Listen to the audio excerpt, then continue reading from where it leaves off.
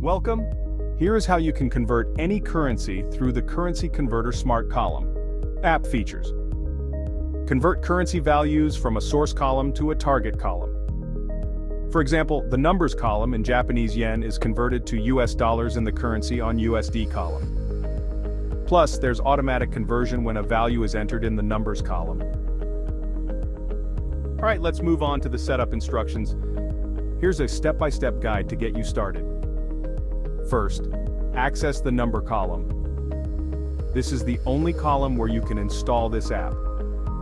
Next, open the column options by clicking the three dots next to the number column.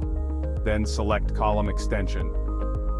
After that, activate the Currency Converter by clicking on Currency Converter. Now configure your settings. You'll need to set up triggers and columns in the settings box. Next, define your source column.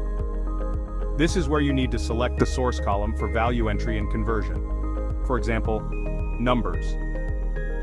Now select the currency type you want to convert from and to, like from Japanese yen to US dollars.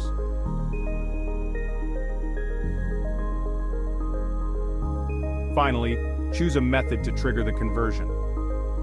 You have several options like item created, item moved to any group, column changed, or status changed to something.